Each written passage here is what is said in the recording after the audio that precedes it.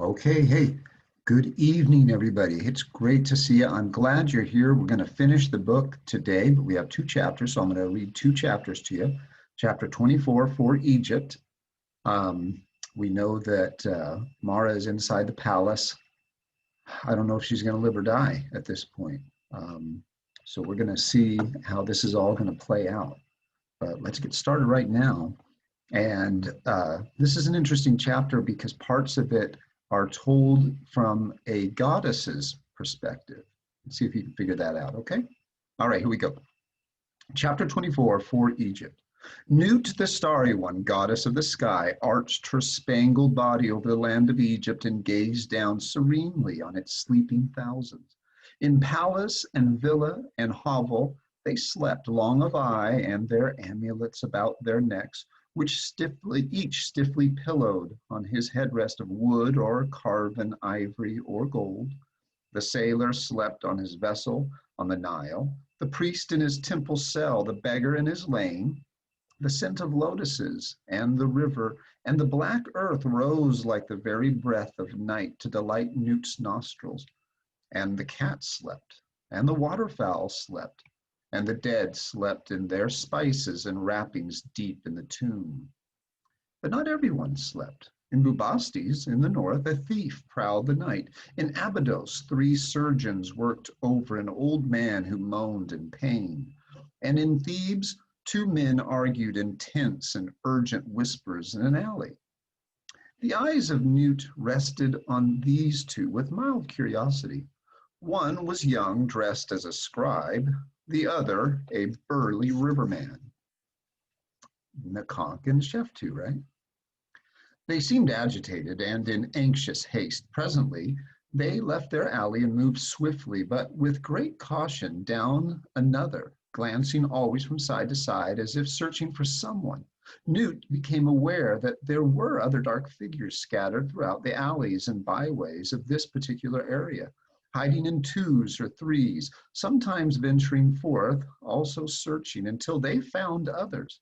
The scribe discovered one such group, joined it eagerly, and gave whispered orders, then hurried with his companion toward the river. There was a small papyrus boat bobbing against one of the ladders of the wharf, which Newt had not deemed worth her notice until the scribe and the riverman dropped into it and paddled in silent haste out across the Nile. The eye of Newt was distracted for a time. She was engaged in admiring her own starry reflection in the dark mirror of the water. When she remembered the two men, they were already scrambling up the opposite bank and starting at a run through the streets of western Thebes. At a corner within sight of the palace wall near a clump of acacia trees, they halted, held a brief conference, then separated. The riverman melted into the thick shadows under the acacias. The scribe made his way by lane and back alley into the district of great walled villas to the northwest. He was moving with the utmost caution now, and he grew warier the closer he approached a certain broad street lined with sycamore figs, and an estate of noble proportions which fronted on it. Newt was pleased. The sycamore was sacred to her, and its glassy leaves mirrored her own beauty, as well as emitting the delicate, sharp scent most welcome to her nostrils. Because of the sycamores, she looked with favor on the estate whose walls the scribe was circling stealthily, and smiled when he scaled the wall by means of its vines, slipped through a corner of the large date grove, and approached the great columned silent house set in its midst. She watched him until he gained an inner courtyard by the servants' wing and knocked softly on a door. Then the faint cry of a woman in Menfi reached Newt's velvet dark ear, and remembering her duties as protectress of mothers and childbirth, for was she not the mother of the great god Osiris himself? She turned her attention to another drama. "Arenemon," whispered Sheftu, knocking again and more insistently upon the door. There was a sound of a startled movement within. Then the old man's voice. "Who's there at this hour of the night? Wait, I'm coming." In a moment, the door was opened, a cautious crack. Then it swung wide, revealing an Iranimon who looked strangely shrunken and fragile, and bald as an egg, without his eye paint and elaborate wig. Your lordship, he gasped. What is... Hush, let me in quickly. Sheftu stepped into the room and silently closed the door, while the old man fumbled to light a lamp. Iranimon, has anyone been here tonight? Have you been disturbed? Nay, my lord, none but that Midianite trader earlier this evening, come peddling his wines as he does no one else. You have seen no soldiers about? Soldiers? Indeed, no. What would soldiers? The lamp glowed into brightness now, and Iranimon turned to study his master's face by its light. Your lordship, is there trouble? Does it mean something is wrong that no soldiers have been here? Nay, it means all is unbelievably right. As yet, oh Ammon, it means I have made a terrible mistake, perhaps a fatal one, for a maid who still keeps silent even at this moment, under I know not what punishment. He's talking about Mara. He's realizing he was wrong. She didn't tell. Quick, Iranimon, rouse one of the grooms. I want Ebony and the black mare hitched to my chariot within 5 minutes and ready in the main courtyard. Sheftu caught up the lamp from the old man's table and shielding the flames with his hand, dashed through the servants' wing into the inner garden and up the stairs to the second floor of the main house. Once in his own room, he tore off his coarse scribe's garments and put on fine linen ones with his costliest jeweled collar and a golden headcloth. By the time he reached the main courtyard, the blacks were harnessed and tossing their silken heads.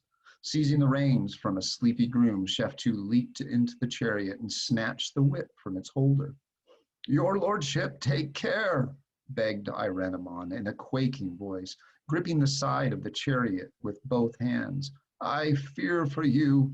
May I know where you are going? Aye, and you may know as well that I may never come back. I go to the palace, old friend, to stick my head in a noose.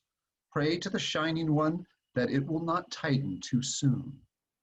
Sheftu leaned to grip the old man's hands. Then he popped his whip and the chariot plunged forward amid a clatter of hoofs, spun out of the imposing gates and down the street of sycamores toward the palace. In Menfi, the baby had been born, a tiny man-child yelling lustily in the Egyptian night.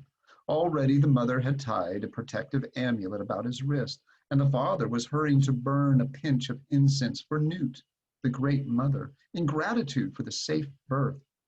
As its fragrance drifted upward to the nose of the starry one, she smiled serenely and allowed her lustrous eyes to move again to Thebes.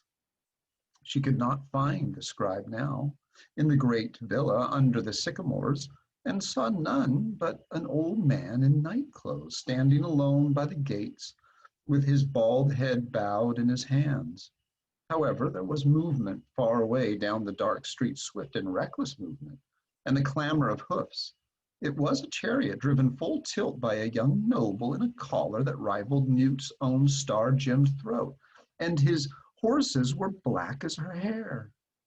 She watched him with interest as he sped through one street and then another, and upon rounding the last corner beside the palace walls, pulled up short beside a clump of acacias she thought she remembered.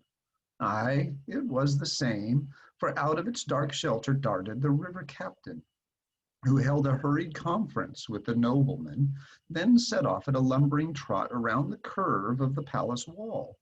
The other whipped up his horses and drove straight for the main gate. His voice, bold and demanding, floated faintly to Newt's faraway ear. And in a moment, the palace gates swung open.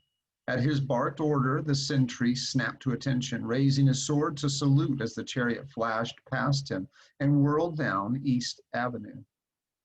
The starry one had seldom encountered a more impetuous young man, and she found herself pleased by him. She wondered where he had sent the riverman and to what purpose. After a brief search, she discovered the captain some distance to the west, pounding heavily at a door of the long barracks, which housed the pharaoh's bodyguard. What do you think he's going to do there? His answer was the flare of a lamp within. Then the door swung open. Newt blinked rapidly at the light, causing 1,000 stars to twinkle. To her disappointment, the captain stepped into the lighted room where her night-seen eyes could no longer follow him. General Kofra, panted Nakon. I am he. What is it, man? I bring the signal. Lord Sheftu's orders to be obeyed tonight at once. He bids you rouse your soldiers at the mark of 4 exactly. They're to march on the palace, overpower the sentries first, and leave enough archers at the gates to hold off the regulars should they try to bring aid. Then stay a moment, burst out the general incredulously. Tonight? The revolution's to take place tonight? At the mark of 4, no later. Hearken. Once in the palace, you're to send a detachment to the king's apartments while you storm the throne room. Take plenty of men for that. We think the room's full of regulars. You've just half an hour. Hasten. You must be mad, my friend. I can't do it that fast. The gods willing you can, bellowed Nakon. By Ammon you must. Lord Sheftu's walked into the lion's jaws, and he'll die like a trapped rat if we don't bring it off. He may anyway. Nakon jammed his wig down more firmly onto his head and reached for the door latch. What of the other factions? Barked Kofra, who, in spite of his protest, was hurriedly buckling on his leather tunic. The priesthood, the nobles who've sworn loyalty. The common folk, have they been roused? That's where I'm going now, to rouse the nobles. I've comrades across the river doing the rest. By this time, the queen's high priest has fallen. If all's gone well, and there'll be a procession out of the temple at dawn, followed by the populace. They'll do their parts, never fear. But without your seasoned troops, they're far from seasoned, Captain, said the other grimly, seizing his helmet from his chair. The thing's impossible, but by every god in Egypt, I'll do my best. Luck go with you. Nakon plunged out into the night, again as Kofra vanished down the long hall of the barracks to rouse his soldiers. Newt did not see the captain emerge, for she was watching the young man in the shining collar. He had abandoned his chariot near the palace stables and set off at a run through a maze of gardens and courts. Ahead, in the direction he was running, lay the north wing of the Golden House and the great hall where the woman Hatshepsut, she who arrogantly claimed descent from Newt's own glorious grandfather Ra, the Shining One, was accustomed to hold her audiences. Something was happening in that hall, something ugly. Yeah, Mara is being beaten to death. But there was too much torchlight for Newt's dark, loving eyes to make out what it was. She felt a flicker of apprehension, quite unsuitable to a goddess, when she perceived that her bold young man was making straight for the anteroom that adjoined the hall. He passed into the midst of the light that surrounded the portals. Then, to Newt's disappointment, he, like the captain, vanished through a torchlit door. She shrugged her starry shoulders. These scurrying mortals had amused her, but now she would spend what remained of the hours of darkness in admiring her beauty in the mirror of the Nile. She began to do so, but soon the urgent calling of a woman in the Delta recalled her to her mind her old age duties, and she forgot Thebes as she ushered another new Egyptian into the world. Mara swam up slowly out of her sea of dark oblivion. Someone was splashing cold water into her face and shaking her roughly. They will only beat me again, she thought. Keep her eyes shut. I'll pretend. But even as she planned it, she gasped and cringed as the hand touched her raw shoulders.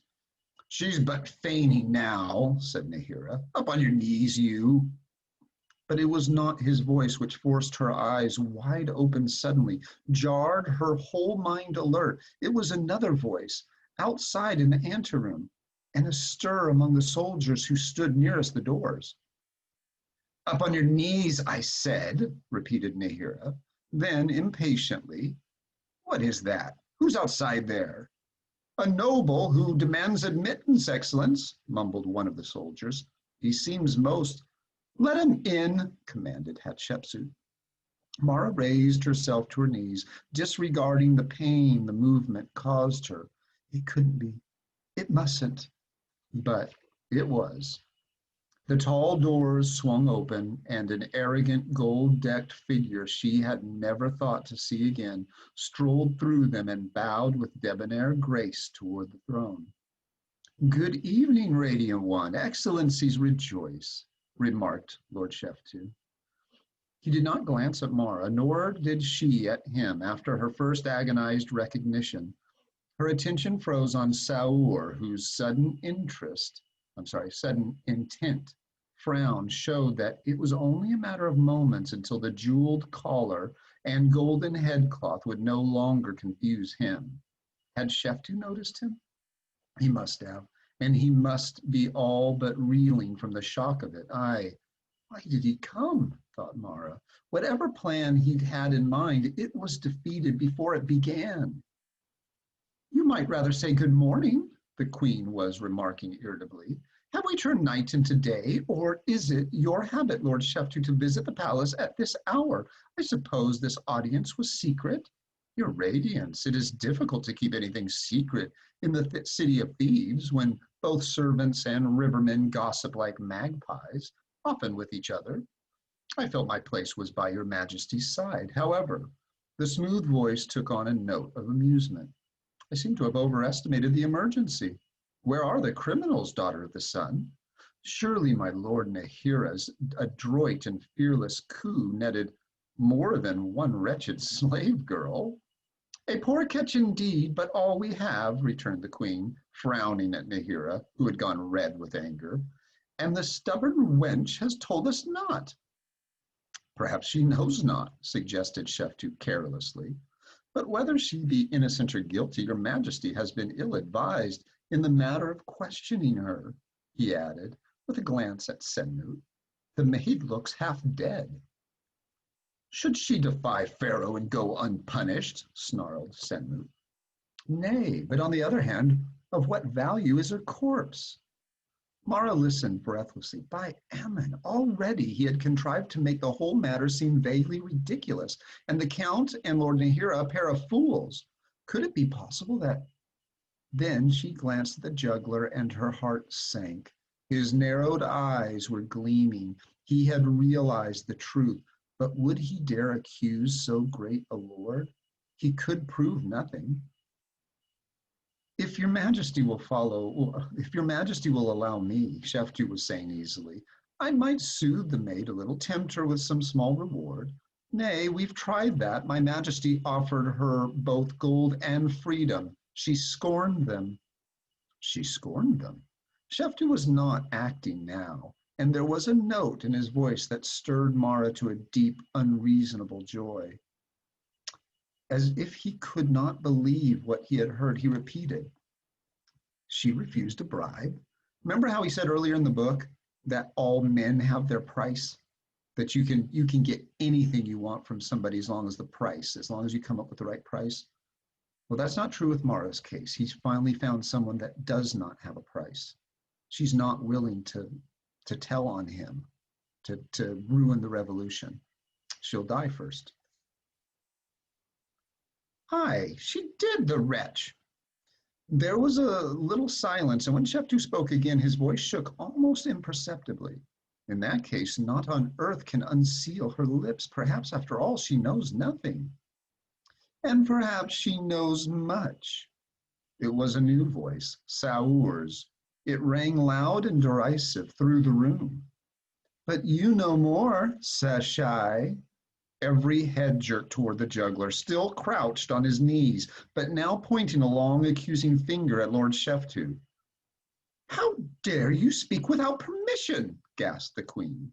Sheftu went on at once, as if good breeding alone forbade him to notice an outrageous interruption. And if she knows not, your Majesty... Wait, cried Count Senmut. Let the juggler speak. Did he say Sashai? I did, line of courage and wisdom. That is Sashai, he who stands before you in fine raiment and gold. He is the scribe of the falcon. The same, the same.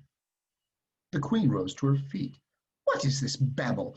Do you know of whom you speak, insolent fool?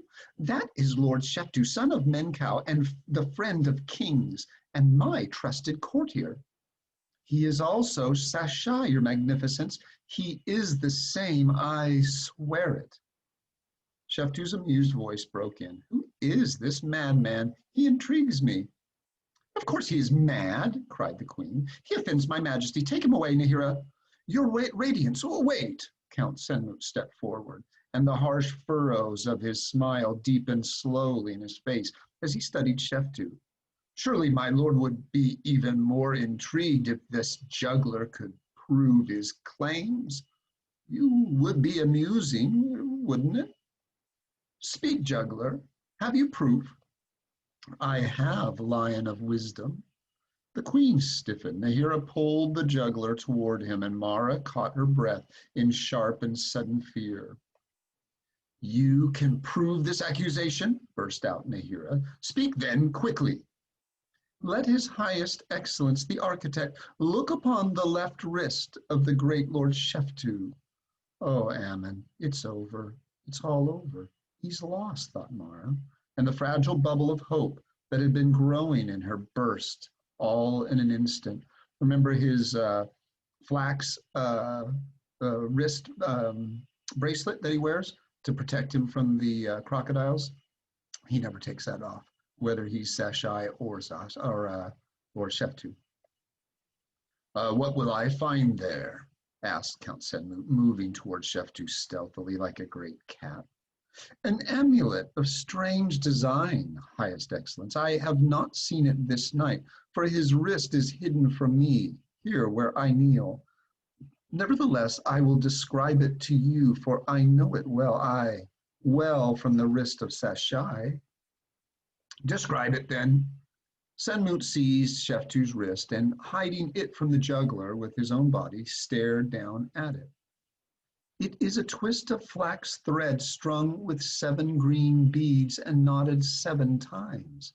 There is a flat bead of carnelian in the midst of the 7, inscribed on both sides. Is it not as I say, Excellence? Slowly the architect's eyes climbed up to rest on Sheftu's immobile face. It is as you say. He flung Sheftu's wrist down. Here is your traitor, Radiant One, the incorruptible Sheftu. Oh, Cyrus, whispered the queen, dropping back upon her throne. It cannot be. It cannot be. For Mara, time itself seemed to halt. Then Sheftu sighed, shrugged, and turned to Count Senmut. So it's over, comrade, he said. We had best admit everything, had we not? But it is sad that in spite of all our precautions, Senmut was staring at him suddenly ashen. Great Ammon, what are you saying? Hatshepsut fairly screamed. Do you tell me that Count Senmut too? The architect whirled to her. Majesty, it is a lie. He but seeks to drag me down with him. Radiant One, you do not believe. Oh, come, put in Sheftu coolly. The game is over. We've been comrades. Let us die like men. Of course, you know they're not comrades. Sheftu's just doing this to create confusion and chaos in order to try to save himself and Mara and the revolution. Curse you, you'll die like a rat here and now. Senmut sprang upon him savagely. A knife flashed upward, only to clash upon another that seemed to leap of itself into Sheftu's fist. In an instant, the room was pandemonium. Nahira's cloak fanned Mara as he rushed forward. Hatshepsut was on her feet, shrieking orders that brought soldiers flying from every corner of the room. Mara, torn between terror and wild elation, found herself standing erect, hurling defiance at all of them at the top of her voice. Then the knot of soldiers around the 2 men burst apart. Nahira staggered back, and there was Sheftu, held fast by 2 soldiers, with his fine robe torn, but his eyes flashing. On the floor, at his feet, sprawled the body of Count Senmut. So, breathed Hatshepsut. One is gone and the other shall follow. Her voice rose with fury. You stand condemned of treason and murder, my lord Sheftu. At sunrise you die. And my secret's with me, taunted Sheftu. The queen's features seemed to freeze. For the first time, Mara saw a glint of real fear in her eyes. What mean you? There are others. Sheftu laughed softly, and Pharaoh rose as if the sound itself drew her to her feet. Cease this mockery. What secrets? Aye, what? And when is it to happen? And who will do it? Count your hours, Hatshepsut, for there are few left, and you will not enjoy them. Who can you point to now and say with confidence, he is my friend? Your court is full of traitors, and you know them not, but I know them. He is gambling for time, thought Mara. On what frail hope she could not imagine. He was taking one last chance, playing on the queen's one weakness, her fear for her throne. And he was doing it as skillfully as a harpist plucks his strings. Hatshepsut was standing rigid, with panic in her eyes. What traitors, she cried. Their names die with me. And their plans as well, son of the devourer. What can they do without their leader? My death will be as nothing to them. It will be as a stone thrown into the Nile in the time of inundation. Do the waters stop for a stone? The plans are made, Hatshepsut, and the hour is near. You will know your enemies when they strike. For an instant, Hatshepsut's face was sickening to gaze upon. Then slowly she straightened, and something of her cold beauty returned as she forced herself under control. She sat down slowly, stiffly, and grasped the arms of her throne. Lord Sheftu, she said, let us approach this in a different light, or a different manner. Why go to your death when you might serve me in Count Senmut's place, when you might own the choice lands that were his tax-free? Sorry. When you might be the most powerful man in Egypt, all this I could give you, or more, whatever you asked. Surely there is some treasure you crave. Sheftu hesitated, and a gleam of triumph appeared in Hatshepsut's eyes. At last, he said, aye, there is, Majesty. This is where he kind of makes a mistake, I think, and I hope it's not too bad. The queen let out her breath slowly and relaxed, leaning back with a faint smile, twisting her lips. Soldiers, release his lordship, she commanded. The men loosed their hands and stepped back. Sheftu stood free. At once he turned, strode quickly to Mara, and took her in his arms. Mara, in a rapturous confusion at the unexpectedness of it, barely heard the queen's outraged exclamation, but she felt with all her heart the gentleness with which Sheftu held her, taking care not to touch her blood-stained shoulders, and she heard his murmur in her ear, "Oh, Mara, my beloved Mara, I would I could save thee, but they come not, and it will soon be too late." "Who comes?" she whispered. But the queen's mocking laughter cut in. "This is your treasure, Lord Sheftu?" "Aye, the greatest treasure in Egypt, a maid whose loyalty cannot be bought. Whatever bargain we make, daughter of the sun, must include her freedom." Mara did not see what signal the queen made to the soldiers, but suddenly she and Sheftu were jerked apart and held fast, and Hatshepsut was on her feet, her voice lashing at them. "We will make no bargain. Nahira, bring forth your Libyan and instruct him to beat this maid to death before his lordship's eyes. Unless, did you wish to speak, Lord Sheftu?" Mara flashed him a terrified glance and saw that Hatshepsut had found her weapon at last. All Sheftu's cool poise had shattered in an instant. He was fighting his captors like a madman, though his lips were shut tight. "Begin, Libyan," ordered Hatshepsut. The lash curled through Chadzar's fingers like a lazy black serpent, then struck. The pain was nauseating. Through it, Mara heard Sheftu's furious voice, and though she could not understand what he said, she screamed out, "Don't speak! Don't speak! It will not last long. She's ready to die. It's too much for her. It would not last long at all, she thought dimly, as the lash came down again. Already the blackness was closing in. She had had too much. After the next blow, she would feel nothing. But the next blow never fell. For an instant, she could not distinguish the strange new sound she was hearing from the roaring in her own ears. Then she realized this new roar came from outside. Men were running, shouting, and suddenly Hatshepsut was crying out orders in a strange, hoarse voice, and Mara felt herself dumped like a discarded burden as the soldiers leaped over her and ran. The big doors burst open. Mara struggled painfully to rise, staring about her at the wildest confusion. Soldiers were everywhere, pouring into the room in endless streams, clashing in hand-to-hand combat with those ranged around Hatshepsut, who stood screaming orders before her throne. Nahira fell as Mara watched, and the gnarled old general who had struck him down whirled as the juggler crept past toward the inner door, seized him, flung him bodily into the arms of two archers.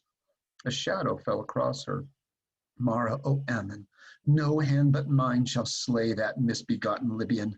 Sheftu scooped her up, cursing incoherently, carried her to the far side of the room and thrust her into a pair of strong and sheltering arms she recognized with wonders in a conch. As Sheftu whirled away again, she heard the captain's comforting growl in her ear. Now, little one, all's well at last. Everything's out of our hands. Our task is done. Rest, little blue eyes. He flung his cloak about her, and with a deep sigh of gratitude, Mara buried her face in the rough folds of his tunic and shut her ears to the noise of conflict and shut her eyes. When she opened them, she knew not how much later. All was strangely quiet. She twisted about in the conch's arms, which instantly loosened, and for a moment had the peculiar sensation that she was back with Inanni in Hatshepsut's formal court. Once more, the big room glittered with the jeweled collars of courtiers, but now the walls behind them were lined thick with soldiers, those wearing the scarlet helmets of Pharaoh's bodyguard. The courtiers, headed by Sheftu, stood in two ranks down the length of the room. At one end of the open aisle, thus formed, was the dais, the great throne, and Hatshepsut standing motionless and stiffly erect, with her black hair falling in a cloud about her cold and beautiful face, and the cobra on her brow. At the other end, approaching with her with the stride of a conqueror, came the long-fettered king. Thutmose stopped before the throne and spoke. Come down. There was a pause during which not a head moved, not a finger stirred. Then slowly, haughtily, Hatshepsut descended the steps of the dais and stood before him. He reached out and jerked the coronet of Egypt from her head. Then still, without turning his eyes from hers, he beckoned someone in the crowd. A servant stepped forward bearing a tray on which rested a golden cup full of some dark liquid. For just a moment, Hatshepsut's gaze wavered as she looked at the cup. Then it returned unflinchingly to Thutmose. You show little mercy, half-brother, she said bitterly. I show much. I grant you leave to die by your own hand rather than another's. Take the cup and drink. Hatshepsut was silent, and the mask of youth fell suddenly from her face. So be it. I will drink and forget, but you will not forget, nor will these others. Though you chisel my cartouche from every monument in the double kingdom, my works stand, son of the lesser wife, and they will eclipse yours and your sons, and those of all pharaohs after me, so long as the land of Egypt is watered by the Nile. You cannot kill the name of Hatshepsut the Glorious. Now give me the cup. But I am Pharaoh, and I will not drink it here in the presence of my enemies. Stand aside that I may pass.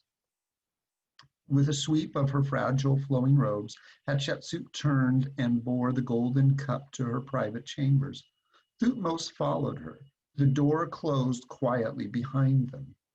A sound like a sigh, passed through the crowd in the throne room, but no one stirred from his place, though Sheftu turned to seek Mara's eyes across the space that separated them. It seemed a long time before the inner door opened again, and Thutmose stepped forth alone. At sight of the royal cobra on his brow, the entire company fell to their knees. But the king walked straight to Sheftu, raised him, and grasped his shoulders in both hands.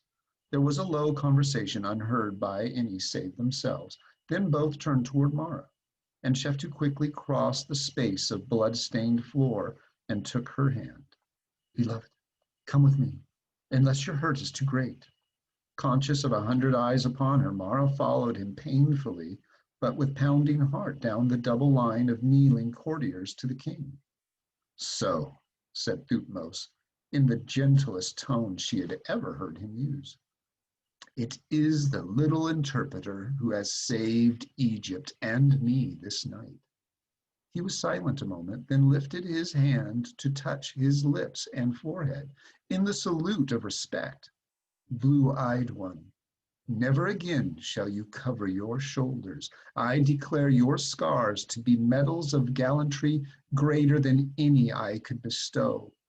And it is my will that all the Black Land look upon them and learn the nature of courage. Gravely he lifted a massive gold chain from his own neck and placed it around Mara's. Count Sheftu, he added, raising his voice so that it carried to all parts of the room, I advance your status to nearest friend and advisor of Pharaoh. Your place is at my right hand as long as I rule Egypt. But I charge you now, leave me and find the most skilled physician in Thebes to treat this maid's wounds. Farewell, and the gods go with you. He turned away from them, and as they moved once more down the long room, they heard his confident and vigorous steps advancing toward the throne. A moment later, his voice rang out. In the name of Ra, the Shining One, and my father, whose royal will decreed it, I claim my heritage as Pharaoh of the two lands and sole ruler of Egypt. And we'll read chapter 25, the last one, in just one.